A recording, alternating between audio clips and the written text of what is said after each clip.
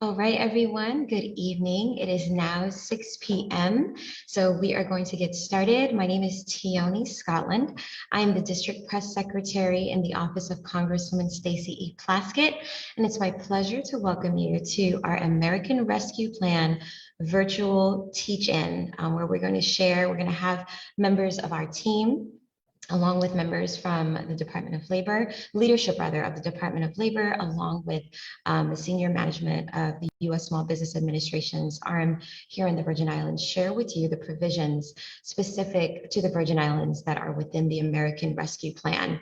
I wanted to go ahead and share my screen with you so we can set the agenda for this evening's meeting.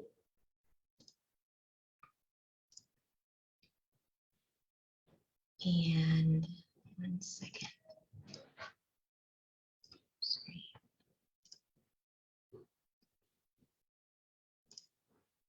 Okay.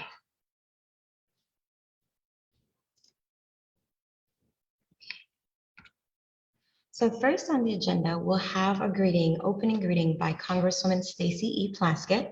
Immediately following that, we'll have a presentation on the American Rescue Plan provisions by Congresswoman Plaskett's Legislative Director, Jeffrey Noel. Immediately followed by that, we'll have a presentation by the U.S. Small Business Administration Senior Area Manager, Wayne Huddleston. And then immediately following that, we'll have a presentation by the Department of Labor's team that includes Commissioner Gary Malloy, Assistant Commissioner Nisha Christian Hendrickson, and then Director Gary Halyard. And then following the presentations, we're going to open the floor for questions. We do have a few questions that were submitted in advance that we will address. But for those of you, those participants that are watching via Zoom, feel free to use the chat box and also the Q&A box to enter your questions at any point during the presentation. Also, for those of you watching on Facebook Live, you can feel free to go ahead and enter your questions in the comment section under the live video. Okay, so then next up, let me go ahead and have the Congresswoman go ahead and share her opening greeting. Thank you, Tioni. May I begin? You may. Thank you. Good evening, everyone. As you know, I'm Congresswoman Stacey Plaskett, and I want to welcome you to the American Rescue Plan and Unemployment Insurance virtual teach-in, where you will learn from our presenters about the specifics of this landmark life-saving legislation that will provide urgently needed resources to defeat the virus, put vaccines in people's arms, money into families' pockets, children safely back into classrooms, and the American people back to work. I want to thank our presenters today, particularly the Department of Labor and Commissioner Gary Malloy, Assistant Commissioner Nisha Christian Hendrickson, as well as, I saw there Gary is as well on the call, right? Gary Halyard, good to see you as well, sir. And then we also have, and are grateful to have, Wayne Huddleston, Senior Manager of the Virgin Islands for the U.S. Small Business Administration. Thank you for taking time out of all of your busy schedules to be with us today and to answer the questions that so many Virgin Islanders have about the plan. The passing of the legislation is one of great progress and promise for Virgin Islands families, communities, and our small businesses. With tens of millions of Americans infected, more than 500,000 lives lost, over 18 million Americans unemployed, and millions more literally hungry, in need of food and housing, assurance and security, the people of the Virgin Islands can be assured that help is on the way. Thanks to the tireless work of this administration and Congress to enact this historic legislation. The American Rescue Plan will save lives and livelihoods. It will put vaccines in people's arms. The plan mounts a national vaccination plan that includes setting up community vaccination sites nationwide, addressing disparities facing communities of color. It will also be complementary measures to combat the virus, including scaling up testing and tracing, addressing shortages of personal protective equipment and other critical supplies, investing in high quality treatments, and addressing healthcare disparities. We know that our Department of Health has done a tremendous job partnering with our healthcare providers, especially our healthcare clinics here in the Virgin Islands, to get support directly to the people of the Virgin Islands. The American Rescue Plan has also put money in people's pocket. The plan finished the job on the President Biden's promise to provide $2,000 in direct assistance to households across America with checks of $1,400 per person following the $600 down payment enacted in December. The plan will also provide direct housing assistance, nutrition assistance for 40 million Americans, expand access to health, safe, and reliable childcare and affordable healthcare. It also extends unemployment insurance so that 18 million American workers can pay their bills and support the 27 million children with an expanded child tax credit program and more than 17 million in low-wage workers through the improved earned income tax credit. We know and are grateful also that in this plan, we were able to have a full reimbursement permanently, not just during the pandemic, but after, for the child tax credit, as well as the earned income tax credit, bringing tens of millions of dollars going forward each year to the people of the Virgin Islands. The American Rescue Plan is strongly supported by a large majority of American people, such as bipartisan state and local leaders, national education groups, trade unions, advocacy associations, and hundreds of businesses and chambers of commerce. Economists agree that the American Rescue Plan's targeted, evidence-based action has been needed, both for struggling families as well as for the overall economy. The legislation's provisions will generate $1.25 for every $1 spent. Will cut child poverty in the United States and in the Virgin Islands in half, and will lift nearly 12 million people out of poverty. I'm proud to note that my office, my team, were able to fight for the inclusions of provisions in this bill for the Virgin Islands that I have been fighting for since I came to Congress. That includes equality, as I spoke about in the child tax credit, in the earned income tax credit, including an advancement of a child tax credit in the year 2021. This legislation provides federal reimbursement to the Virgin Islands for the cost of the federal tax benefits and for educating preparers to encourage more workers to elect the credit. This will be very important to raise wages, reduce poverty, and improve the economic standing of low-income Americans, Virgin Islanders living in our home as we fight the pandemic. This bill also includes a direct fiscal transfer of $565 million directly to the government of the Virgin Islands outside of the stimulus checks, outside of the unemployment checks, outside of the support to our Department of Education. $567 million going directly to the government of the Virgin Islands. Thanks to congressional Democrats' decisive action, the American Rescue Plan will make a real difference to protect the lives and livelihoods of Virgin Islands families, our small businesses, and all people living here in the territory. As always, I will keep working with others in Congress, as well as with our partners here in the Virgin Islands, our governor, commissioners, the workers, all of you, on behalf of all of us living in the Virgin Islands as we continue to advance progress to build back better for the people. Again, thank you for joining us today for this important event. I'm sure we're all going to learn a lot. And thank you again to the presenters for taking time out, not only to present these issues, but to answer the much needed questions, the issues that people have, how they can take advantage of these benefits. And now I want to introduce my legislative director, Jeffrey Noel, who will share the details of the American Rescue Plan provisions. Jeff? Thank you, Congresswoman. I'd be happy to share a description of the provisions with you. Tioni, if you'll start the presentation, please.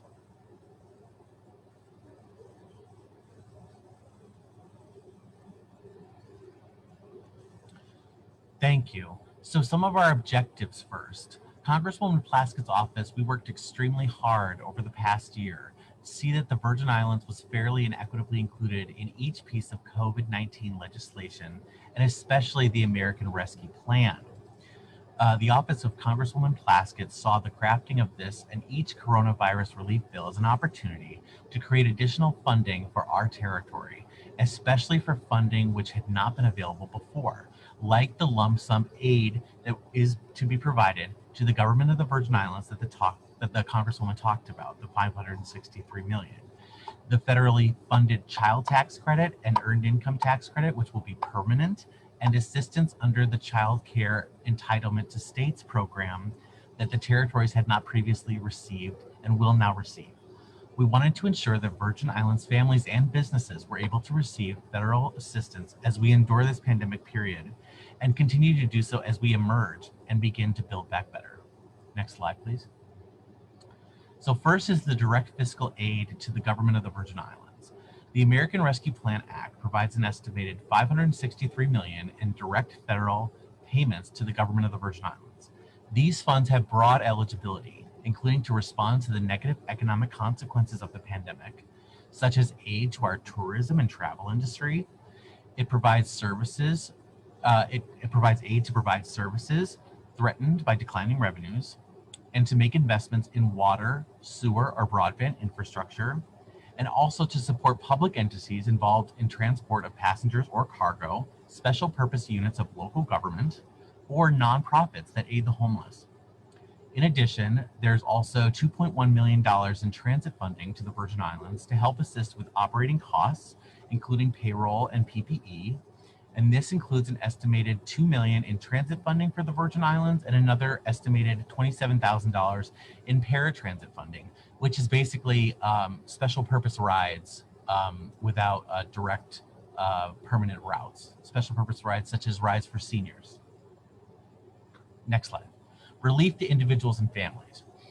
The American Rescue Plan Act gives working families a $1,400 per person direct payment,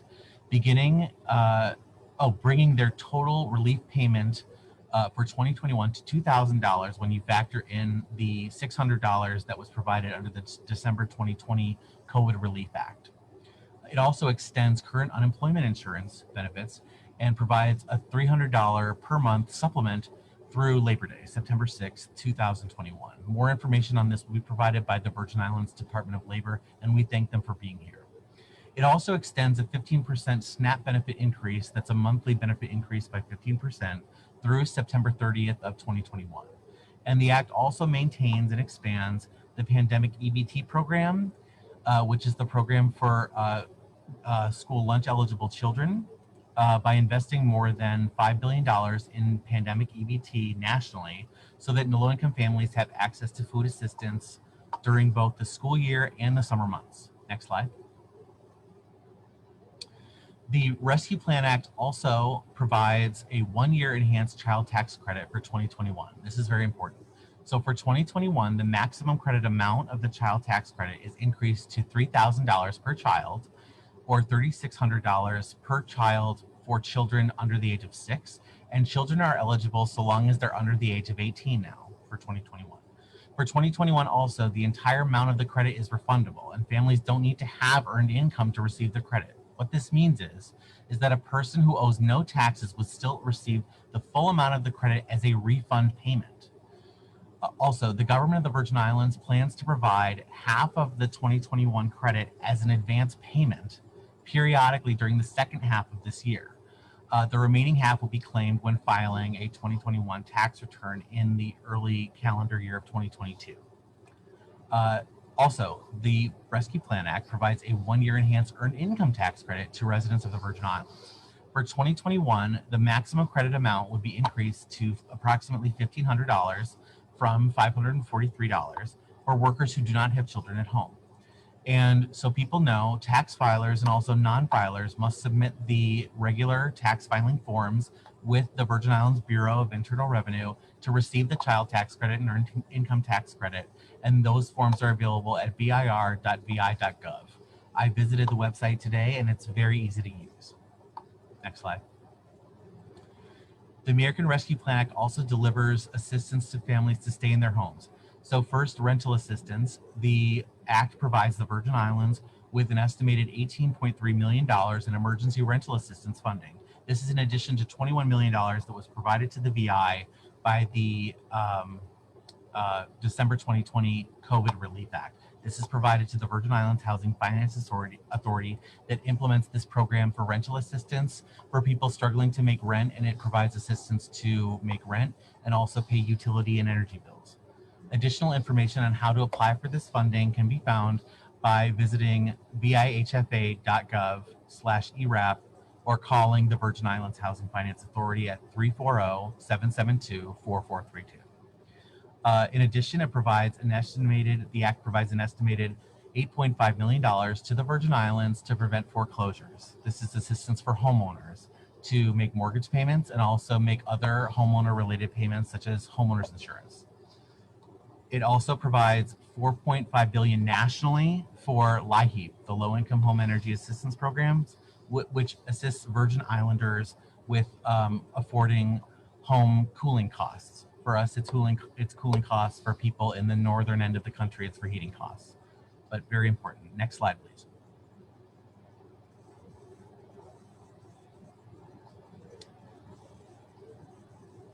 Next slide, please. Thank you.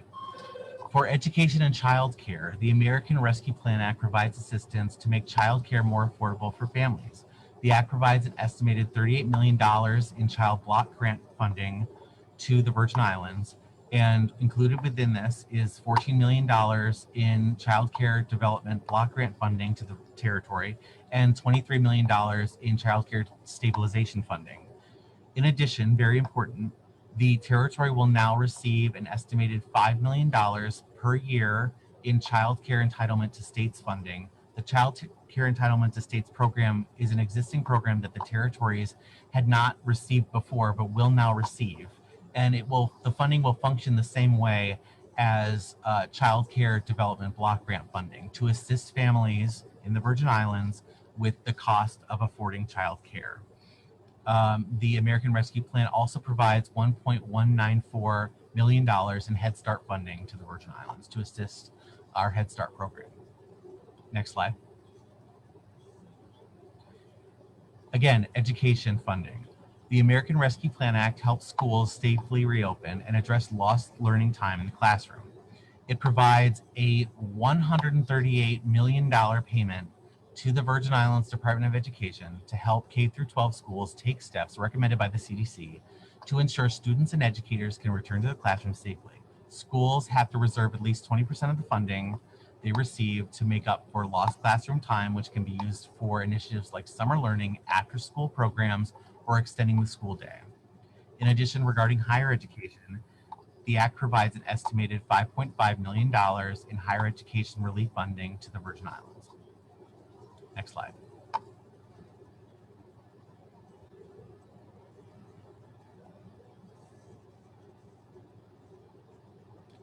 For our small businesses, the Rescue Act supports small businesses in the Virgin Islands through a national $7.25 billion program administered by the SBA, the Small Business Administration, to assist small businesses and nonprofits affected by COVID-19 with a covered loan. This is the payroll protection program.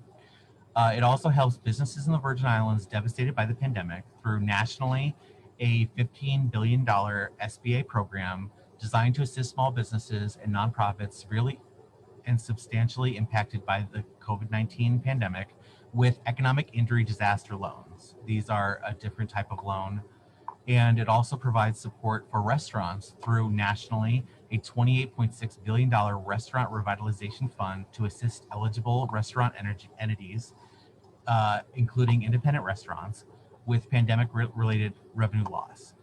These provisions regarding small business assistance will be addressed in greater detail by the next presentation by our local SBA, Wayne Huddleston.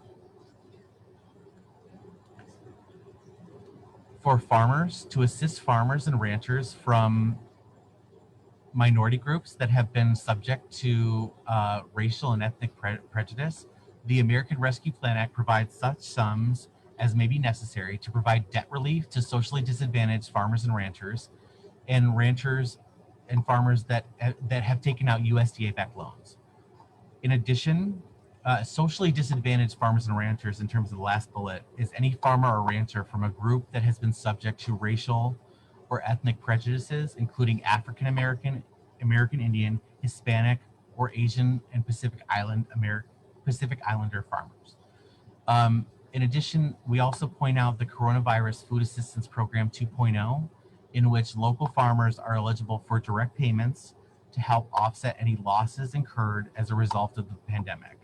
Those with crops can send their Schedule F and complete an application online or at their local farm service agency office. Farmers with livestock can provide inventory for dates between April 16th and August 31st, 2020 to the FSA, excluding breeding cattle, in addition to completing an application to determine eligibility. And this was created in 2020 through the CARES Act. Next slide.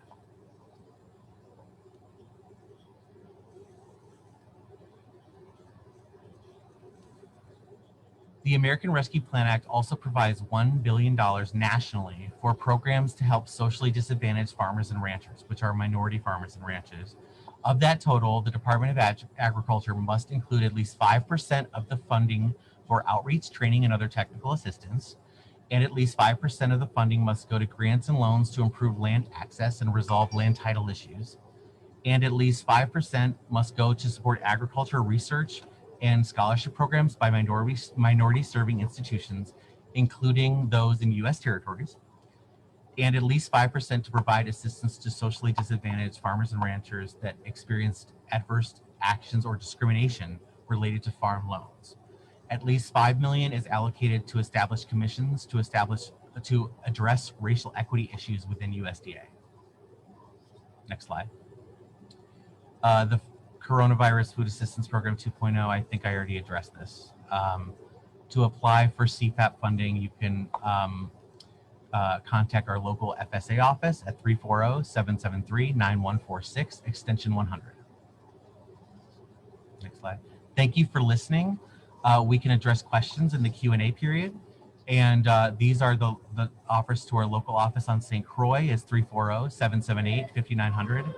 On St. Thomas, 340-774-4408. And our Washington, D.C. office is 202-225-1790.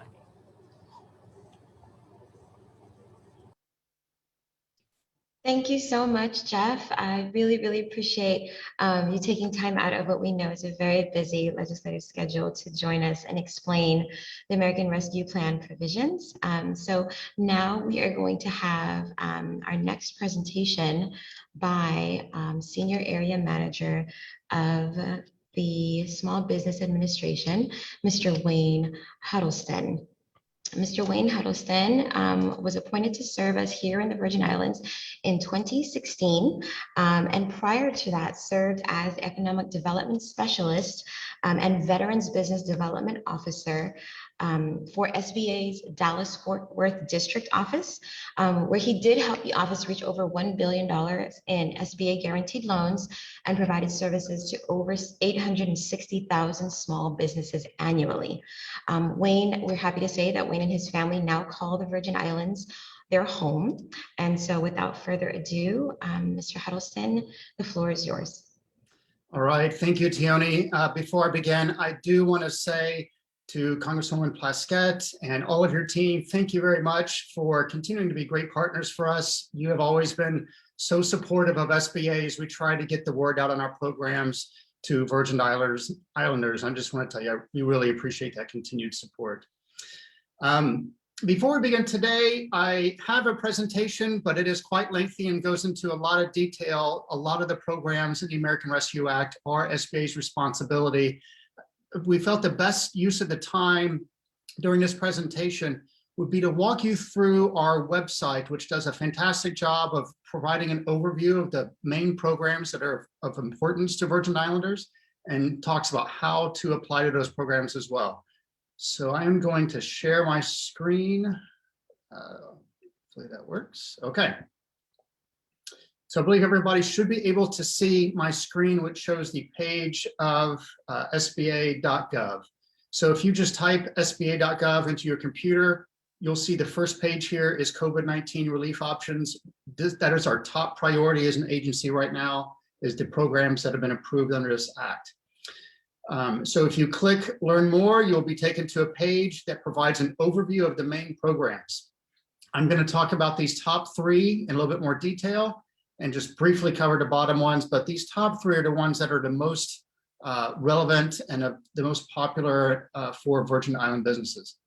The first one I'd like to talk about is the Paycheck Protection Program. If you just click on it, you get a short overview of what that program is.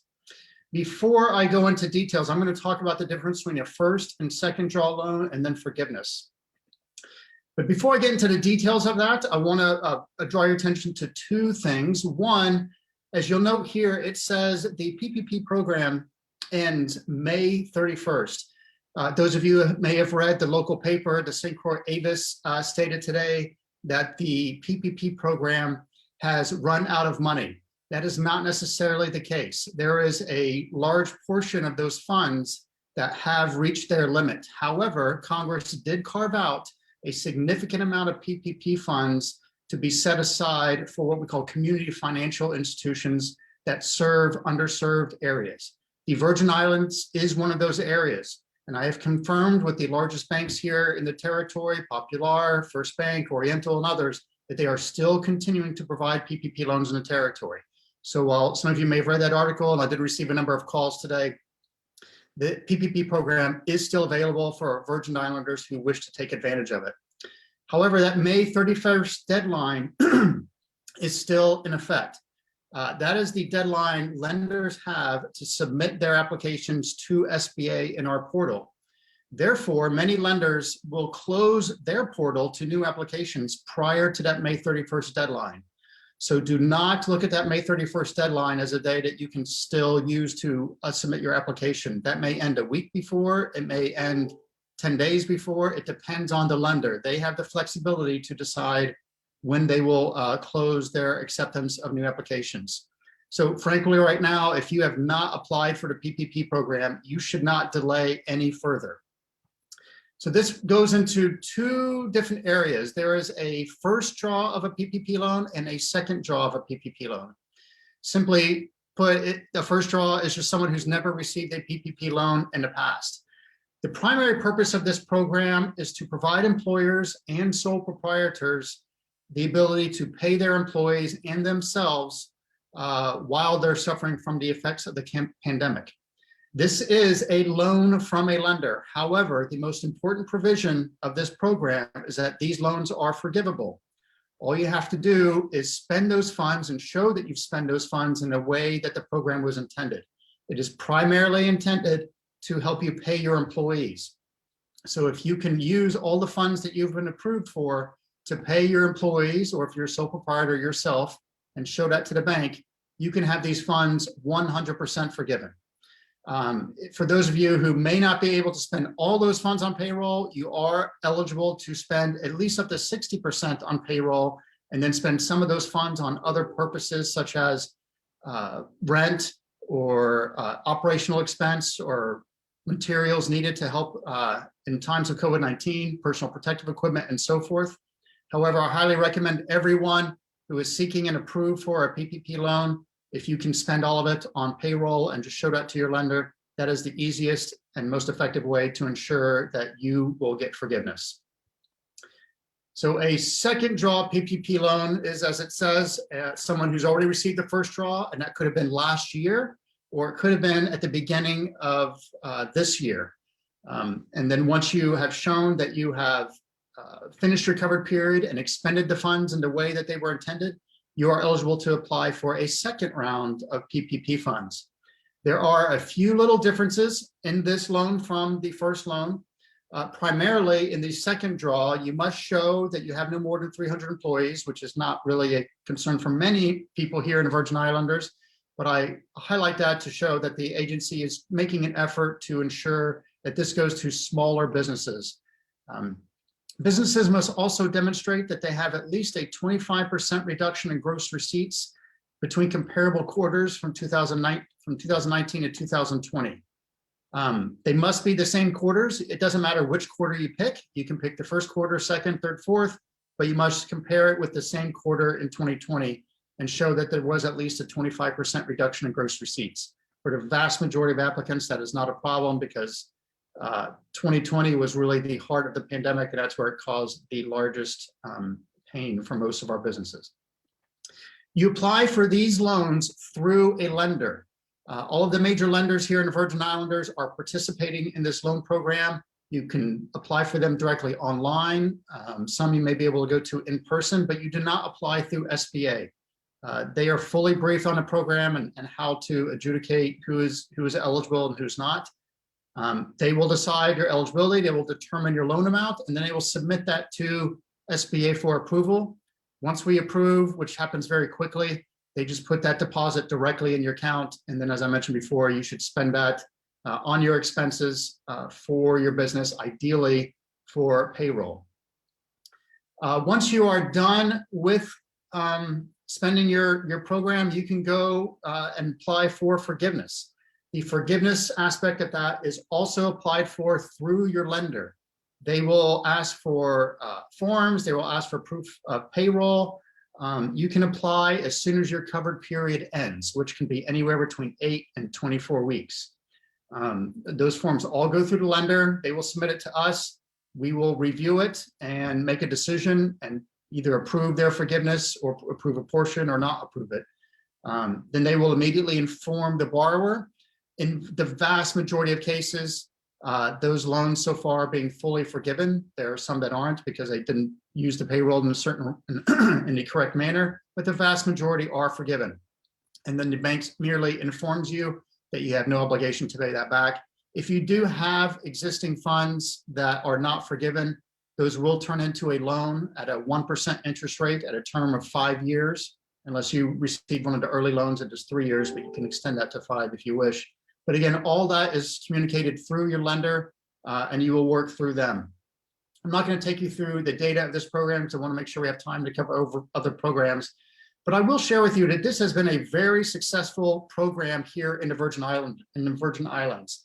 In the first round, we had a little over 2,000 PPP loans approved for, what was the amount of that? The first amount was 2,057 for $126 million here in the territory. In the second round in 2021, we've had over 1,000 loans approved for over 70 million. So that's over 3,000 loans in the hands of Virgin Island businesses valued at almost $200 million. And all of that is eligible for forgiveness. That has been very successful. When you compare the numbers of loans that have been approved for Virgin Islanders with other states and other territories, when you compare the census data on the number of businesses in that territory and the number that receive PPP loans, the Virgin Islands has had a great penetration of this program, better than any state and any territory out there. And I think that's due to a lot of the cooperation between the government here, between, of course, Congresswoman Plaskett's office helping spread the word, our partners at the SPDC, and lenders, hard work behind the scenes, working weekends and nights to get this program successful. So it's been a very successful program, but if you have not applied for some reason, please contact your lender immediately and start that application process. And I'd like to talk about EIDL briefly, Economic Injury Disaster Loan. This is a loan directly from SBA. This is not forgivable. However, the terms are very favorable. They are 3.75% for businesses, 2.75% for nonprofits. You can spread that out over a 30-year term. The first payments are deferred for either 18 months or 24 months, depending on when you applied. These are an excellent resource for people who still need those funds. I've encouraged many business owners that if you think you may need these funds, but you are hesitant about taking on the debt, you may take that, you may get an approval for that loan. And when you receive those funds, just set those in a separate bank account, not tied to any other operational accounts with your business. And you don't need to use it. You can just have it sit there. And if 6, 7 months or a year pass and you do not wish to carry on that debt, you can just provide that loan directly back to SBA. There is no prepayment penalty. The only cost to that would be the small amount of interest that had accrued during the time you held that money. And many businesses find that that is well worth the price to pay for that peace of mind of having that extra amount of funds there. Again, you apply directly through SBA for this program. You just go to our website, you click apply right here. The process is fairly simple and straightforward. The deadline for that runs through the end of the year. So you have until December 31st, 2021. I foresee no danger right now in those funds running out. However, there was no reason to wait. I certainly wouldn't wait till the end of the year to submit an application. You can submit it at any time and highly encourage you to do so if you would like.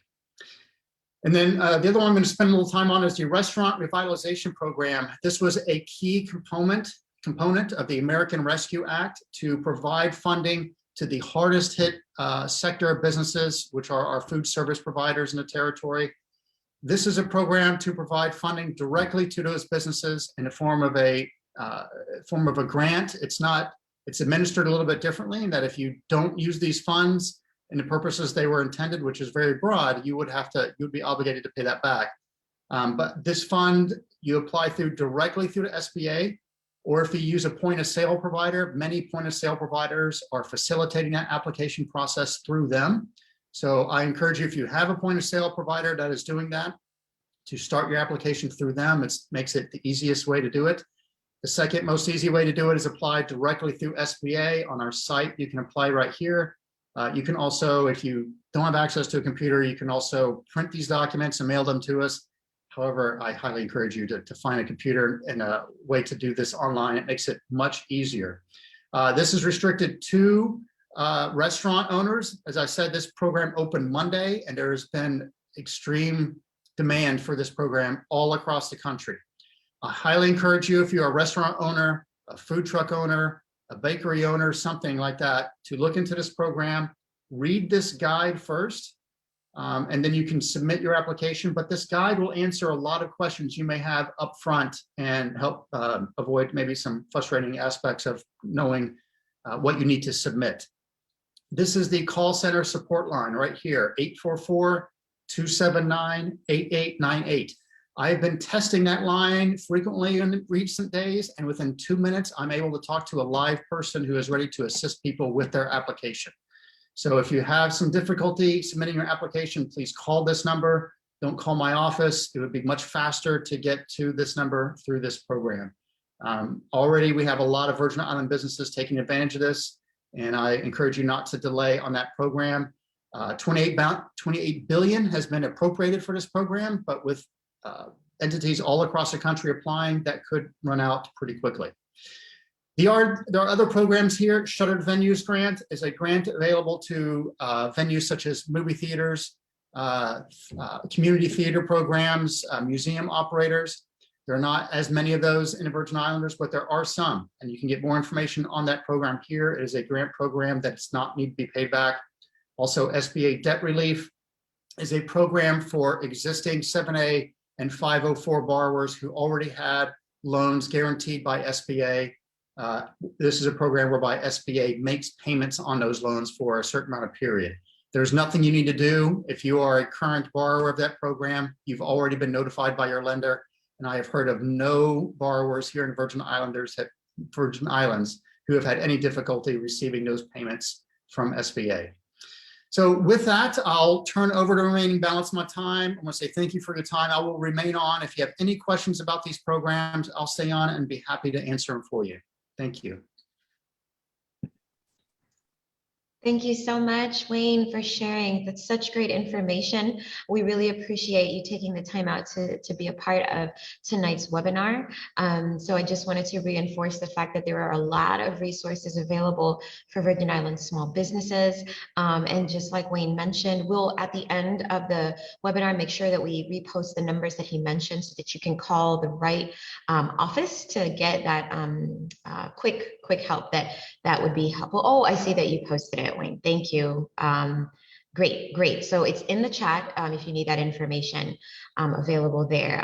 The USVI Small Business Administration Office. So there's a number and information for, or the addresses and the numbers for St. Croix, St. Thomas, and St. John. Thank you so much, Wayne. So we're moving right along. Leonie, that was under, if you look in the chat, Michael McQuarrie in the office, under Michael. Oh. Put that information, Oh. right? Thank you, Mike. Yes, I did not see that name. Okay, Sorry, Mike. Now the Emergency Rental Assistance Program information is in the chat. Yes, absolutely. Yes. So thank you, Mike. Mike is our comms director. And yes, so we thank you. And Kaif, thank you also to Kaif, our digital press person. Okay, so moving right along, everyone. Remember, you can definitely put your questions in the chat. And we will go ahead and do our best to address them after the presentations. So now we're getting ready to have our presentation by the leadership of the Department of Labor. We have Commissioner Gary Anthony Malloy, who was born on the beautiful island of St. Croix. And Commissioner Malloy's professional experience demonstrates that he is a great educator, business savvy educator with 30+ years of experience. He holds degrees from Temple University in Philadelphia, Pennsylvania, from the University of the Virgin Islands, also my alma mater in St. Croix, and from Nova Southeastern University in Miami, Florida. And currently he is a Doctor of Philosophy candidate in the Creative Leadership for Innovation and Change program at the University of the Virgin Islands. Also joined by Commissioner Malloy is his very amazing Assistant Commissioner, Anisha R. Christian Hendrickson, Esquire, was also born on the Big Island of St. Croix, to Cora L.E. Christian and Simon B. Jones Hendrickson. She earned a Bachelor of Arts in Sociology with a minor in Information Systems and Statistical Analysis from Penn State University, and continued her professional studies at Vermont Law School, where she completed her Juris Doctorate. She is barred in both the Virgin Islands and the District of Columbia. She currently serves as Assistant Commissioner and Legal Counsel at the Department of Labor. So we are happy to have both Commissioner Malloy, Assistant Commissioner Nisha Christian Hendrickson, and also their very able Director Gary Halyard from the Department of Labor. So without further ado, the floor is yours, and we thank you for joining us tonight. Good evening, Ms. Scotland. Good evening, everyone. Good evening, Congresswoman. Thank you, first of all, for being the superhero that you are, representing the Virgin Islands the way you do, and ensuring that all the benefits and everything that we are entitled to and more that we get. And thank you for the collaboration with your office and to give us the opportunity to be able to present and to bring some clarification, to do whatever we can to make sure that the residents of the Virgin Islands understand a lot more about the unemployment insurance program, and to understand just very clearly some of the challenges and why some of the challenges exist as we execute the programs and eventually get to rolling out the American Rescue Plan. So without any further ado, the best use of our time is for me to introduce my assistant commissioner and my acting director of unemployment insurance. What we'll do is we'll go through the presentation, and again, we'll be here to answer the questions and clarify anything that we need to clarify. So thank you for the opportunity. Nisha? Good evening, everybody. So beginning off, what is unemployment insurance? Unemployment insurance, also known as UI, provides temporary compensation, which is referred to as benefits. Typically speaking, benefits total 26 weeks. Unemployment insurance is a safety net between different employment programs. So when you lose your job, it is supposed to be a way to maintain income in between jobs, typically in a 2 to 3 week period. Regular unemployment insurance provides benefits to employees who have lost their jobs at no fault of their own. How is unemployment insurance funded? Unemployment insurance is funded by taxing employers on the payroll of their employees. These taxes are pooled together into an account called the Unemployment Trust Fund. Each state or territory that has a UI system has a trust fund. And if all the funds are depleted, then the state or territory must borrow from the federal government. Currently, there are 20 states in borrowing status. How does one remain eligible? To be eligible for unemployment, you must be able and available to work. We'll go into this in more detail in a later slide. You also must be looking for work. During the pandemic, we had an unemployment insurance waiver for the able and available work search requirement. However, that work search waiver ended in April. Also, to remain eligible, you must continue to certify that you're still unemployed. This means verifying every 2 weeks that you still are in need of benefits. We call these certifications. Regular uninsurance insurance process. Regular unemployment insurance has 4 general areas. 1, the application. We ask you a series of questions. We will go into more of this in detail into how to do it on our website. You will also receive a determination. This determination will explain the amounts of money that you are eligible to receive, as well as what we call the benefit rights interview. The benefit rights interview goes into further detail to explain the responsibilities of the claimant, as well as the calculation and appeals process.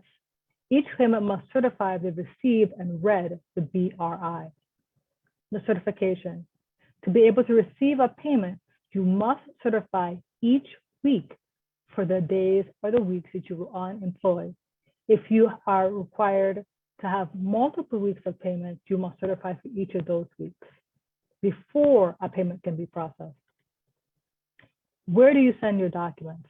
To be able to begin the process, you must upload what we call personal identifiable information, or identity documents, to verify that you are who you say you are. This is very important, especially in light of the fact that, unfortunately, many individuals and many entities nationwide have taken advantage of the process and filed incorrectly. So one of the ways that we do that to ensure that you are who you are is for you to upload your documents to our website. That website is www.vidolviews.org.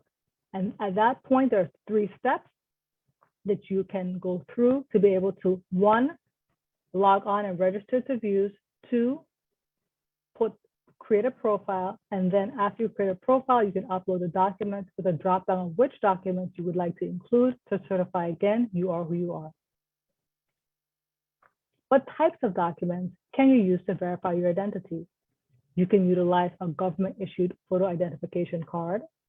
You also should include your last pay stub from your former job, or if you're self-employed, your tax information, your last letter from your job that includes how and when you were separated, and if you are a non-citizen, your green card or alien registration information. In November 30th of last year, the Virgin Islands Department of Labor stood up an online portal called myuiclaim.vi.club. This portal allows persons in the Virgin Islands to register very easily, to file what we call an initial claim and their application for benefits, to complete the weekly certifications, which were mentioned before, and not have to come into the office to drop them off, but you can do the certification online. You can also report your work search information, and it also allows you to sign up for direct deposit. Please know, it's very important that as you become unemployed in the regular insurance process, that you file for benefits. A delay in filing will delay the beginning of your benefit year. In the future months, we will also be able to have some of the provisions of the CARES Act, like PUA and PUC be able to be filed to this online system. So that will come about in the next couple months. How do you register? Again, you will go to https://myuiclaim.vi.gov. You can also reset your password if necessary. And if you're having additional issues, you can come to the office. We're open Monday through Friday, Mondays and Fridays by appointment, and 8 to 5, Tuesday through Thursday. Step 2. In the registration of step 2, you need to input your name, choose a password, enter your social security number, and answer a series of security questions. 2, you also need to enter your mailing address and citizenship verification.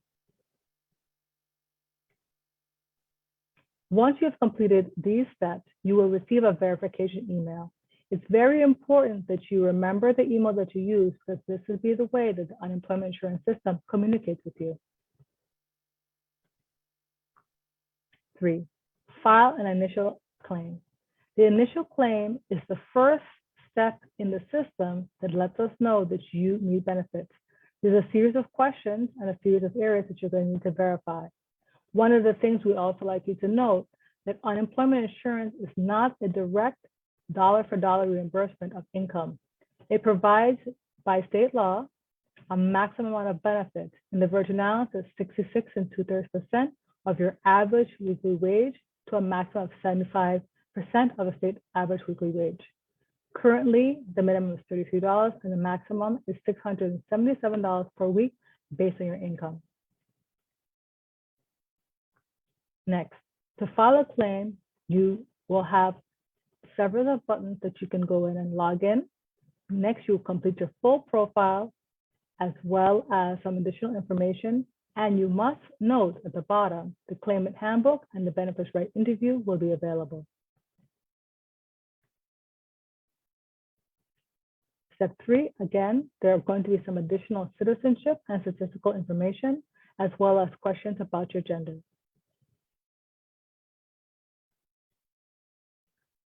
Also in step 3, if you were a previous service member, it's also important to note that there's some additional verification that is necessary for persons who serve in the military formally. Additional questions. Questions about your former education status or your current education status, whether or not you had a vocation, your current work status, where it's temporary or permanently separated from your employer, and your income or wages is important. When you're filing claims of continued claims, which it means the claim after the first or initial claim, it's important to detail if you've earned any wages. We'll discuss that more in a later part of the presentation. One of the questions that's going to need to be answered is whether you worked in the last 18 months, whether you had a claim for benefits in the last 12 months, if you received vacation or holiday pay, and whether or not you retired.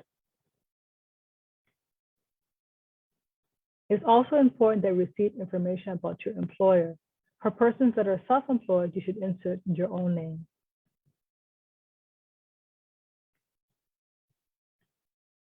Additionally, in the same step, you're going to look at the drop-down menu and be able to enter your name if you don't see it in the drop-down, but it's very important to identify the employer because as we said in the beginning of the presentation, the employer that you select is taxed on those wages. So we want to ensure that the benefits are tied to the correct employer. Able and available. It's very important that you are what we call able and available to work. Able and available to work means that you have the ability to look for work in whatever field that you choose and that you are not incapacitated, in other words, in a hospital or some other instance that you are not able to look for work. If you are not able to look for work, unemployment insurance cannot provide a benefit to you. We do have other partner agencies that we can refer you to, but unemployment insurance is not available for those who are not able or available to work. Additionally, you must not be outside of the territory to be able to be in this provision. If a person is outside of the territory currently, but formerly works in the Virgin Islands, there's a separate program called the Interstate Program, and which we can discuss a little bit later. But in other words, in this particular program, you must be in the territory to receive benefits. Taxes. We could not go on the presentation without explaining that unemployment insurance benefits are taxable. In other words, the benefits that you receive are taxed at a 10% rate. Claimants can have those benefits deducted at the beginning or the start of their application, or they can pay them at tax time. Currently, we do know that there has been a provision to waive some of the months of the benefits currently, and I believe that it's $10,200. Child support. Unemployment insurance benefits are subject to child support. So even if there is a benefit given to you, they're still subject to the deductions if you are owing or do owe child support. Direct deposit. As previously mentioned, currently we were utilizing a paper check system, but as of November 30th of last year, the Virgin Islands Department of Labor was able to stand up the direct deposit system. So for those who are accessing regular UI payments, you can sign up and access direct deposit and therefore have the check sent directly to you and no longer have a paper check sent to you in the mail. In the future, all payments will be sent this way. Step 3, it's very important that you review all of the information submitted to ensure that there are no errors or omissions in the information. Errors or omissions will delay your payments. Pandemic-related unemployment insurance.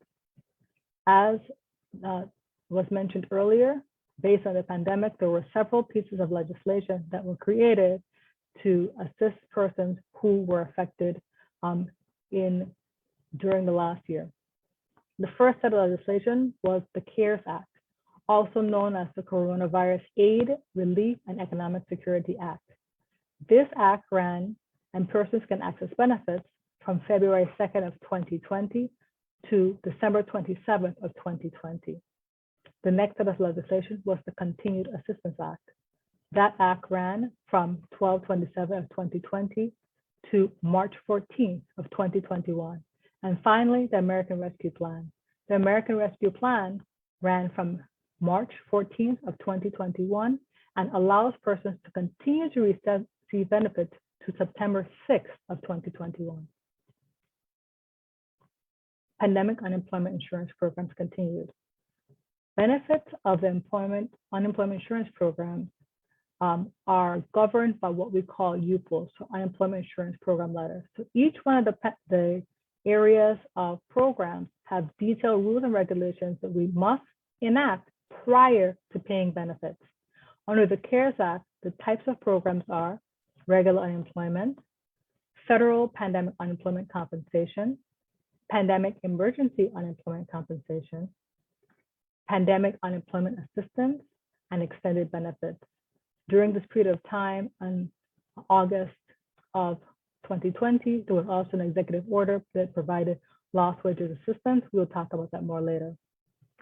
Under the Continued Assistance Act, several of the programs continued, including the regular unemployment insurance program, the federal pandemic unemployment compensation program, the pandemic emergency unemployment compensation program, the pandemic employment assistance program, and the extended benefits. All of these programs continued under the American Rescue Plan, but also included the mixed earner unemployment compensation program. These programs will be detailed later in a slide. There are three general categories of pandemic unemployment benefits.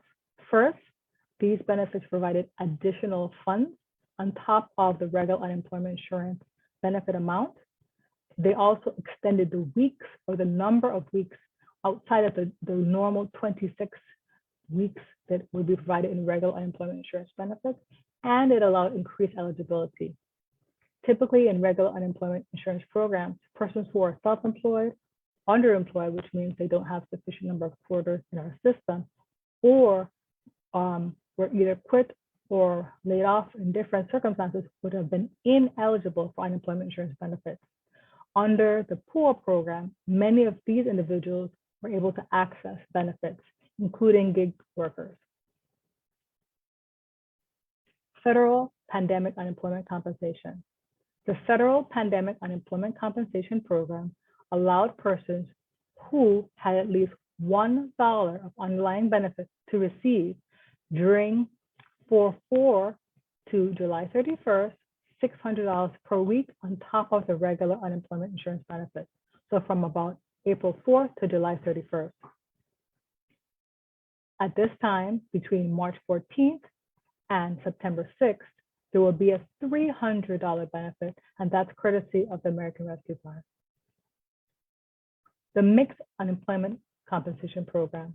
This benefit allows persons who were receiving regular unemployment, but also had $5,000 net employment to receive an additional $100.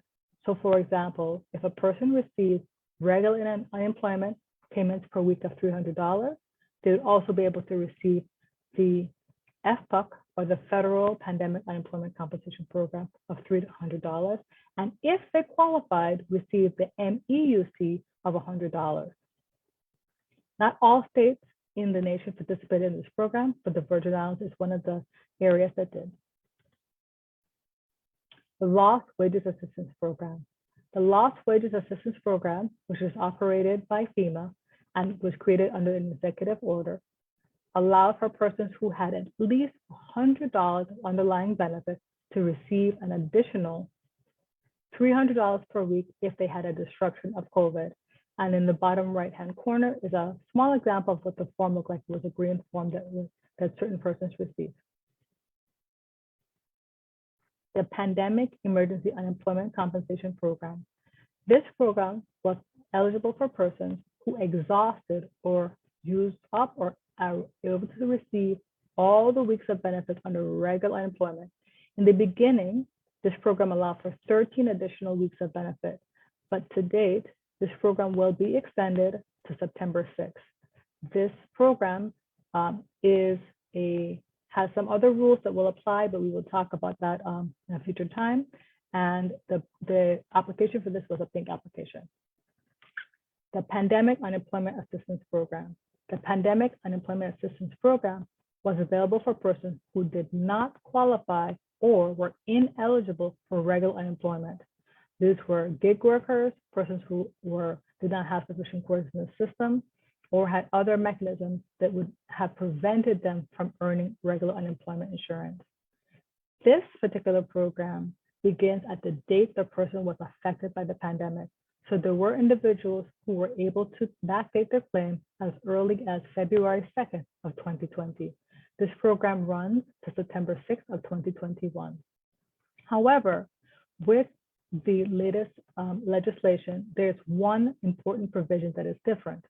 Persons must submit information and documentation to substantiate or to let us know by using their tax information that they did earn wages and depending on when they applied, for example, if a person filed before January 31st of 2021 and received a benefit after 12/27 of 2020, they have 90 days to submit this documentation. If, however, a person filed on or after January 31st of 2021, they have 21 days to submit the documentation. There will be additional information as well as press releases that will go to explain this. And currently the Virgin Islands Department of Labor every Monday does a live that describes different parts of the program. And last, but certainly not least, it is important that we communicate some protections and information about fraud. Unfortunately, across the national system, we have seen over 36 billion with a B dollars of fraud in the United States. One of the ways that the Virgin Islands is combating fraud, as I mentioned before, is to require persons to submit that personal identifiable information so we can verify your identity. But some other areas to explain about what fraud is, it is not reporting wages or income while still collecting benefits, submitting false information to obtain benefits, including tax avoidance or fictitious accounts. It is very crucial that we have what we call program integrity to ensure quality while preventing fraud, waste, and abuse from taking place. I also must mention there is a concept called overpayments, whereas if you were paid more than you were due, then we will have to have you pay back that money. But overall, there is a website which can be found at www.dol.gov.agencies that talks about identity theft and there's ways to protect an individual if they have become victims. We also will have additional information on our webpage regarding this. I would like to thank you for your attention for today, and we will entertain any questions at the appropriate time. Thank you, Nisha, for so much. And Commissioner Malloy, I thank you also for remaining on the line along with Mr. Huddleston, Jeff, and Director Halliard as we get ready to go into the Q&A portion. Before then, though, I'd like to give the floor back to Congresswoman Plaskett so that she can pose her questions. Sure. Thank you, Tioni, and thank you to the presenters. I know that this is probably the portion that most people are really looking forward to asking specific questions. I know that our office has been receiving a lot of questions from individuals, both about the SBA, the Small Business Program, as well as particularly the unemployment. And so having this webinar was to facilitate people's questions, to present the information, but also to provide a venue for us to answer effectively the questions that Virgin Islanders have. Mr. Huddleston, if you're still around, I wanted to ask you 2 questions.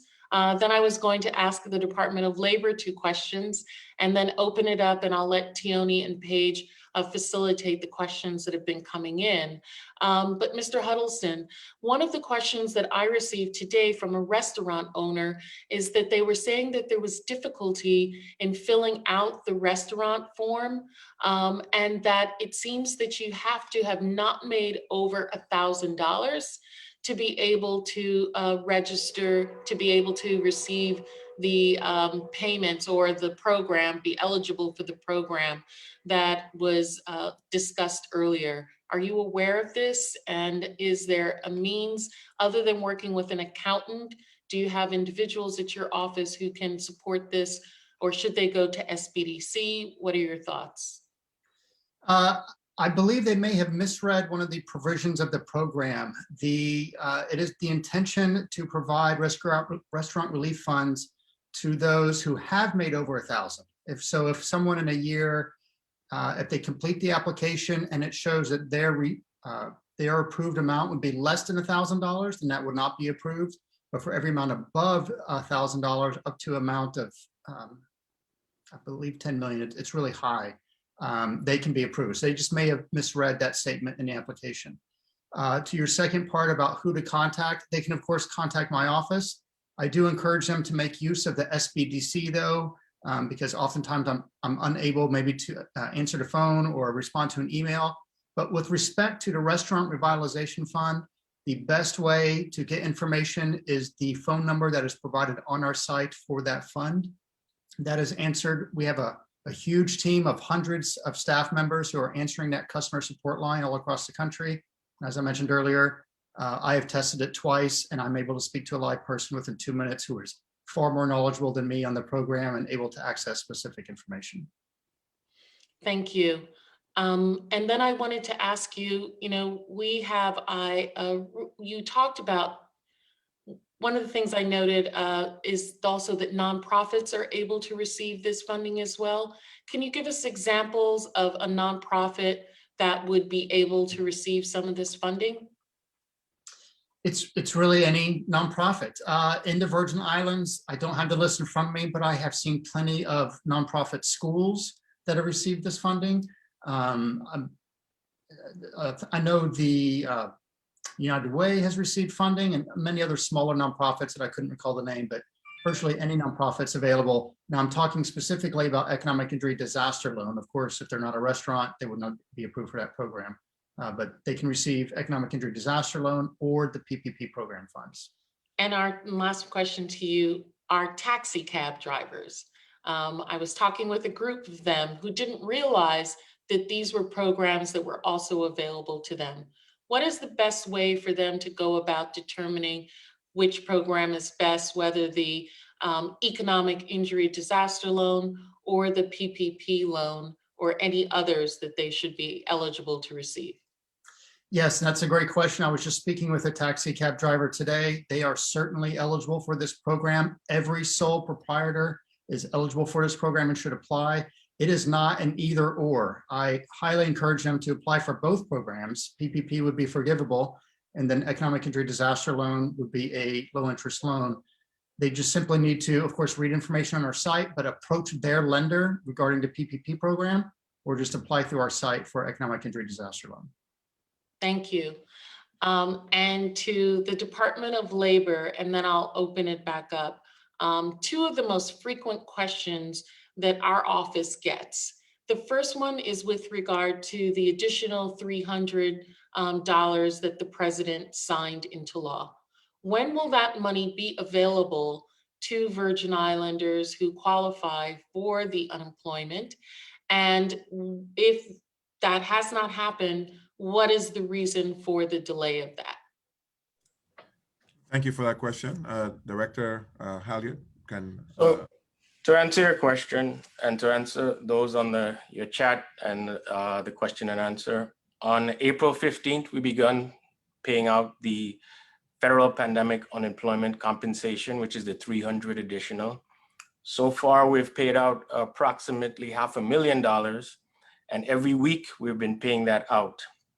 One of the issues on those that have not, especially those on the PUA and some on what we call the PEUC, have not gotten it is because as of December 27th, there was a hard stop because of the CAA law, the CARES Act, and we moved into the CAA. When we got into the CAA law and we were ready to pay out, the ARPA came in, and around January 8th of this year, some additional instructions were given to us from USDOL that required additional documentation from folks on the PUA. And I know lots of folks are on the PUA that want to get their payments, but right now you have to send in additional documentation. For those of you, and around May 10th, we're going to start sending out notifications on these requirements. For those of you who applied before January 31st and were on PUA, you now have to bring to us your 1099, W-2, or some type of documentation that proves you had some employment during the course of before the pandemic or in this tax year.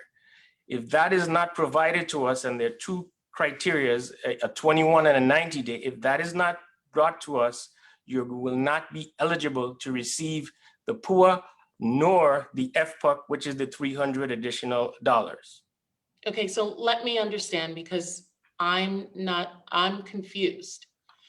Many folks are. So unconfuse us. Sure. $300 that people were supposed to receive after April 15th. Are you not doing those now? We are doing those. However, there are many folks, because of the CARES Act sunsetting, there was a hard stop in our system that the CARES Act was done and we could not continue. The CAA came about and Okay, we were— so stop there for just a Sure, second. sure. So that means that you were working under a previous program. Previous law. A previous law, that program sunsetted, and you are now beginning in a new CARES, the new American Rescue Plan, correct? So we had— so the money that was from the CARES Act, has Correct. that all been expended to people who had uninsurance? Or were there people still trying to receive money from the CARES Act that are still waiting for those funds? Well, what has happened with all these three acts is they're sort of bridged each other. And so that it's a sort of a continuum now, but there's that the laws have changed and new requirements have come out with each set of law that has been issued. But with the individuals who might have been under the CARES Act previously, did everyone who applied for that receive funding for that one? We still have folks that are still receiving and still being paid out for weeks and weeks that are retroactive to that. And so they will get paid out to that retroactive and come forward once they're eligible and we go all the way down to September 6th once they're eligible. But a lot of folks that we're seeing, and what we know is those that have been on the Pandemic Unemployment Assistance Program, and those that have been on what we call the PEUC, which is an extended program. In addition to that, there were folks that went on our extended benefit program, and that triggered off, and there's a trigger mechanism, and it ended on May 1st. Now, those individuals are going to get their last payment. If they were due before the May 1st, they will get that payment. And once that payment on May 1st is ended, they can possibly or reopen their old PEUC claim from 2020 and carry it to September 6th. And this is some of the nuances and difficulty we've had in trying to get our programming and get things straightened. So that one of the things with unemployment insurance is you're given a beginning and an end date. And many people's end date ended on December 27th or before. And one of the rules of this program is you cannot have two active claims or two active, what we call BYE benefit years. But the law called for us to sort of reopen a very old claim, add on these additional weeks that take us down to September 6th, and ride that individual out for the additional. On the poor, it will be maximum of 79 weeks. On PEUC, it'll be a maximum of 53 weeks. And then there's also folks that are still on regular unemployment that probably may exhaust their unemployment. And then if we are not at September 26th, they can possibly go on the PEUC. So if I were applied for the CARES Act. Correct. And there might have been delays in me receiving that, the checks beginning. Correct. I would still have the full complement of those weeks. And then I can begin with the CARES, the next one. And then if I'm still qualified, then I can go into the other one. You go into the ARPA, as long as it, and full stop so far at September 6th, which really ends for us Saturday, September 4th. So in the first program, there was a $600 supplement that the federal government was given. Which ended on July 31st. And that ended July 2020. 2020. And then Congress allowed for, and the President Trump allowed for the $300. Which correct? Began on January 2nd of 2021, which was given an additional 11 weeks, ended on March 14th. And now the American Rescue Plan took it from March 14th and will take it all the way to September 6th. And so the amount of 300 that you say you've begun paying out in April 15th, is that the first tranche or the second tranche of the 300? That is a combination of the first and second tranche, depending on the week that you're eligible for. So if I was eligible for those beginning weeks, was I getting that $300 before the April 15th? Or did all of the payments begin on the April 15th? No, all of the payments, if you were eligible, we would be going on January 2nd, bring you all the way up to the April 15th date and going forward as you go out with payment. But were you dispersing between January and April 15th? We have begun on April 15th. What we were giving out were retroactive going back to January 2nd up to April 15th. Okay, so people are now receiving in April 15th what might have been due to them from beginning of January, right? Correct. And then when that is exhausted, the weeks of that 300 are exhausted, then you will begin the final one. Right, so those will get, after April 15th, we'll move forward all the way down if they're eligible for each of the underlying programs up to September 6th. And then may I ask one process question, and I don't want to take it up because I'm hoping that I'm responding to some of the questions that I have been hearing from people as they've been calling the office and talking with me when I see them. But I also wanted to understand, we get a lot of questions about the accessibility of Department of Labor personnel to be able to answer phones or respond to emails, those kind of issues. I know that many of our staff have been working with some of yours in trying to be helpful to bridge that. But can you tell us what have been the impediments and how are you going to resolve the issue of people not getting timely responses when they email or they attempt to call? And I know there's a flood of people calling, but how are you going to attempt to alleviate that? Because we know, I know you want to be responsive to people. And that's why what we've been doing is making sure that there are other service and delivery methods. The calls, we are literally swamped with calls. And at the same point in time, while we're getting calls, we are calling claimants and following up on doing the investigation with employers and doing the wage matches.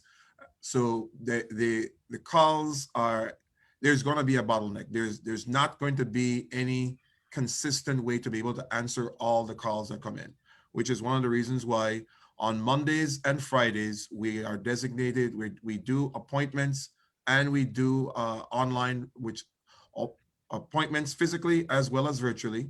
And then Tuesday, Wednesday, and Thursdays, it's walk up. And we're averaging seeing in each district, we see about 70 to 90 persons per day. So there's a lot of individuals that are coming. The challenge is that what we're seeing, the individuals that are coming are those that have exhausted the CARES Act 1 program, ended December 27, 2020. The gap between getting the last payment, whether they got the last payment in December or the last payment in January, before we were able to start implementing the regular unemployment FPAC portion of the Continued Assistance Act, which then leads into the ARPA. So that there was a break there where we had to do additional programming for the system to be able to do the checks. Because with the passing of the CAA that President Trump passed, it was, while it was passed as extension programs, it was basically 4 brand new programs that required us to reprogram the system to be able to cut the checks. And so that's why what Director Hallard is explaining in the payments that are being made now that are the 300, it's in direct relationship to the regular unemployment and the FPAC for the CAA, which then leads into the FPAC for the ARPA. So that FPAC, or the Federal Pandemic Unemployment Compensation, of the 300 for the CAA is for 11 weeks, January 2nd to March 14th. And then, so lump sum payments for those 11 weeks, retro payments were made to be able to catch up. And then they will continue moving forward for the weeks that are eligible that would continue into the ARPA.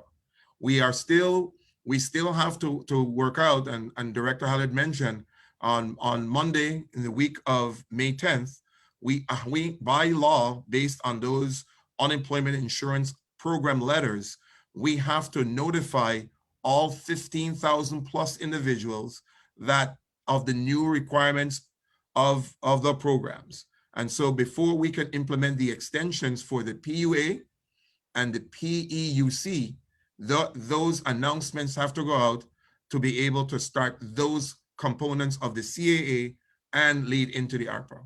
But So isn't that already included online? And isn't that just sending out an email or sending a written correspondence to people?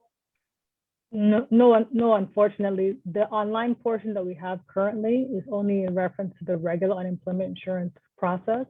We are in the coming months, we'll be able to stand up an online forum to be able to process the rest of them. But currently, once the new applications are finalized with the rules that Director Hallard just mentioned, then those will be mailed out to 15,000 plus individuals. And once we receive that, we'll be able to get done paying. And these additional steps are requirements that are found, as the Commissioner mentioned, in the unemployment insurance program letter. So as the rules come down from the U.S. Department of Labor, we are required by law to implement them. And so I know at times the requirements sound difficult and they sound long, but these are the requirements that we are required to implement the program, number one. And number two, to be able to ensure the identity of individuals to combat fraud. But so I don't understand, how long does it take you to stand up the changes? It would depend on the requirements from the program letters. So each program has program letters that give us the guidance in terms of the programming that must happen for the program to be able to accept the applications and then make the payments. And Okay. so each of those programs, we then have to contract with programmers to go in and do the actual hard coding in the system to be able to have the system work. So in this last instance, if it was signed into law in April, right? And then you received the program parameters a couple of weeks later? They change. For example, as of even last night, we received another set of instructions. So every time they send out different instructions, we then have to respond to adjust. Yeah. The other thing that is important for the CAA, even though it was signed by President Trump in January and it took effect January 2nd, the administrative dollars were only released to us on March 26, 2021. And those are the administrative dollars that would be used to do the programming. So there is a timing mechanism for everything. And it's not only us that received the funding that late. Many other states received the administrative funding to be able to stand up the programs at a late time. So conceivably, though, you could have put the money up and then be reimbursed for it, right? And that's where would it come from for us to put the money up from? So that we don't have the local dollars to be able to put to put that up to be able to move forward. Did we ask the legislature for money to be able to put that, to stand that up before? No, not going before the legislature. What we did is we met with Governor Bryan and we got some additional funding from to be able to bring additional staffing on, to be able to mitigate all of the other issues as it pertains to our COVID requirements, to be able to move forward and continue to work on the programmers working on getting us with the backlogs that we were doing until we were able to receive the funding to be able to start the next set of programs. And we recently hired some additional staff. Yeah, well, that's what I want to get to, because this is not just a programming issue. This doesn't really answer the question about just being responsive to people on the phones and stuff. How, do you need additional staff? Why is that happening? I understand that you have people that are calling in and then you have to return calls. But if people are leaving messages and it's taking several weeks to respond to them, that's unacceptable. I understand, and I'll just give you an example. St. Croix District, 232,000 calls within a period of time. We were able to answer 10% of those. 23,000 calls that we've been able to answer and respond to. When you look at the amount of claims that were filed within the St. Croix District, it's about 6,000. So many of us have spoken to those individuals many times over. The issues are if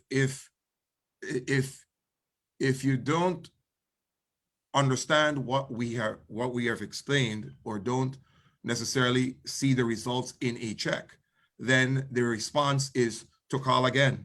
The response is to try to get to someone else. And so when you look at the volume of calls, when we start looking, in many cases, we have interacted with many of the individuals.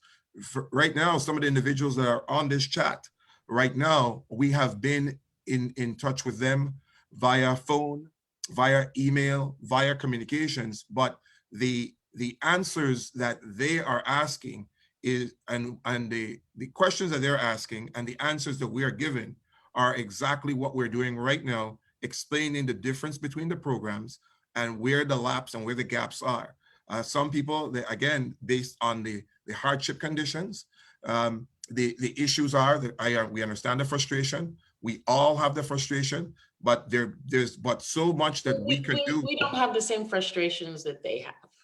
Now, I totally understand that. Okay. And that's why we have made sure that we have partnered with the other agencies like Human Services and the other agencies to be able for when the real hardship comes in, for when the unemployment insurance funding cannot kick in as quickly as it needs to be.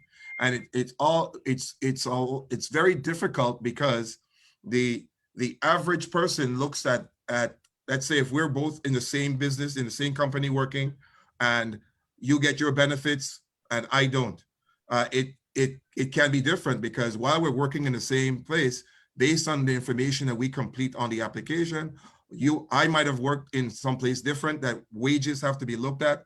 Our system has to check all the other systems. There's a cross-check process that takes place every Monday. We have meetings every Friday. We do a lot of reconciliations, but the issues are based on the volume. There are delays based on specific cases for those individuals. So in many cases, employers have to respond to us before we can move forward with wage information if there's a problem with not having your wages in the system, or not having the wages in the system, or having wages in the system and somebody it's showing us that you are working and still filing for unemployment. That's true. I don't want to, yes, go on, sir. No, I was just going to say what I think most of your constituents don't realize and don't understand, and what was given in the presentation earlier. Every 2 weeks that you file, it's almost like we are starting over because we have to research to ensure you have not gotten any wages, any back pay or anything. Because if you do, you know, you're not supposed to be entitled to that respective week. Or what we do is we offset it. So now also for your constituents, even though we're going to send these out on May 10th, a cheat sheet for a cheat is that please start preparing your documentation that you would need. You can even drop it off. If you have a Views account, you can load it up. Those of you that had sent your tax information already, once we send it out, what we have to do is send out what we call a monetary redetermination. And this monetary redetermination stretches out or adds on to the additional weeks that you're going to be eligible for. These are just the requirements of the program. I know it's on the law, it says, well, go ahead on this date, start to pay, but it sort of is filtered through what is already established as the unemployment insurance system. And there are lots of checks and things that we have to go through. In addition to that, we also have to search to ensure that there's no fraud that's being attempted. So at times we have to send our information and folks' information to what we call an identity data hub. So these are some of the requirements that we have to do before we just go back out and issue a check. But you don't do that in every case, right? Every single case. Every single case is required to do it under the law. So, but again, I guess what I'm trying to understand is how many more people do you need to be able to do this more rapidly?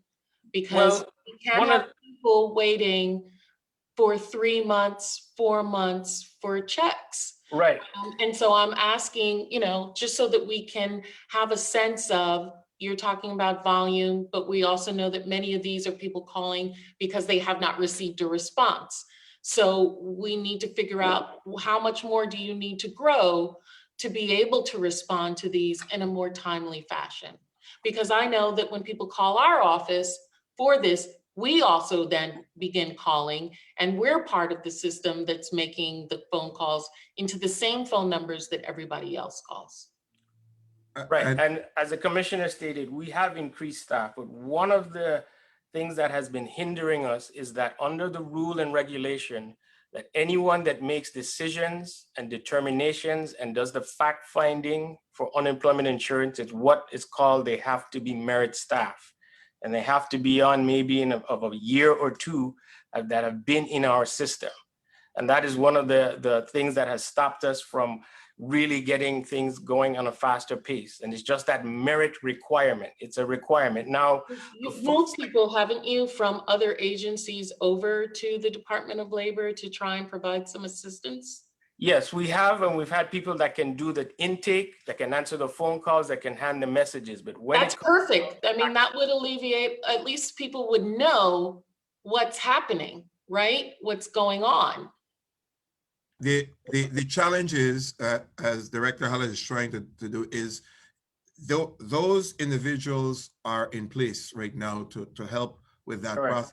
But everything bottlenecks into the four leadership team members that has to make the final decisions. All those claims have to come through that window of those individuals. That's where the bottleneck is. And that's where those individuals that based on the unemployment insurance system and regulation those decisions have to be made by merit staff. And by merit staff means those individuals have to be paid from the unemployment insurance grant. And so that's the issue right now. The data entry with having the online system, now a lot of the data entry process for the regular unemployment and that process is really and truly taken care of now. The other manual processes that most people did not realize that we were one of the only systems that was completely manual. So now we've gotten the main component of the unemployment insurance component that is now automated to even do the direct deposit.